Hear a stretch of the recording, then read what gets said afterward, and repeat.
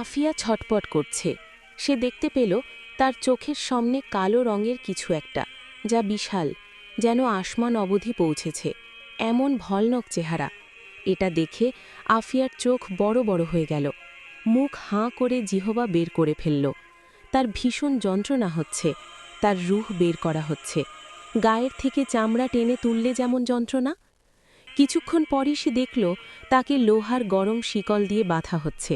আফিয়া জোরে চিৎকার দিল যন্ত্রণায়। তার শরীরে এত শক্ত করে বাঁধা হচ্ছে যে তার বুক, পিঠ, পেট সব একসাথে লেগে যাচ্ছে। আফিয়া দেখল বিছানায় তার দেহ পড়ে আছে, চোখ বড় বড়, মুখ হাঁ হয়ে জিহবা বের হয়ে আছে।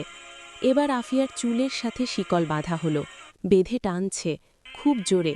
আফিয়া অনবরত চিৎকার করেই যাচ্ছে যন্ত্রণায়। যন্ত্রণার মাঝেই দেখল ঘরে ঢুকল তার মা। মেয়ের নিথর দেহ দেখে আফিয়ার মা হাউমাউ করে কান্না শুরু করে দিয়েছে। দৌড়ে এলো বাবা, ভাই, বাড়ির সকলে। সবাই কাঁদছে, বেহুশ হয়ে গেছে। এরপর দেখল তার লাশ গোসল করানো হচ্ছে, কাফনের কাপড়ে মোড়ানো হচ্ছে, খাটিয়াতে করে লাশ নিয়ে যাওয়া হচ্ছে জানাজায়।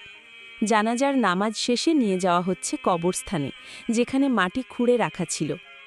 আবারও কঠিনভাবে শিকল দিয়ে বেঁধে টানা হচ্ছে আফিয়াকে। আফিয়া দেখতে পাচ্ছে তার কবরে দাউ দাউ করে জ্বলছে আগুন, তার মাঝে বিশাল বড় সাপ। আফিয়ার দেহ কবরে নামানো হলো, সাথে সাথে আফিয়ার রূহ টেনে টেনে নামানো হলো সেই কবরে। আফিয়া চিৎকার করে বলছে, আমাকে ছেড়ে যেও না, আমাকে ছেড়ে কেউ যেও না। কেউ তার কথা শুনতে পেল না। সবাই মৃতদেহের উপর মাটি ঢালছে। কয়েক মিনিটের মাথায় মাটি দেওয়া হয়ে গেলে সবাই চলে গেল। আফিয়া ঘুটঘুটে অন্ধকারে একা, একদম একা। এর কিছুক্ষণ পরই তার সামনে এলো নীলচোখ বিশিষ্ট ভয়ঙ্কর দুইজন। আফিয়াকে প্রশ্ন করল, তোমার দিন কি? বলতে পারল না। তোমার নবীকে, তোমার খোদাকে? কিছুই বলতে পারল না। ফেরেশতাদের নির্দেশে মাটির জোরে চাপা দেওয়া শুরু হলো। আগুনে ঝলসে যাচ্ছে আফিয়া। বিষাক্ত সাপের ছোবল, চিৎকার করছে সে।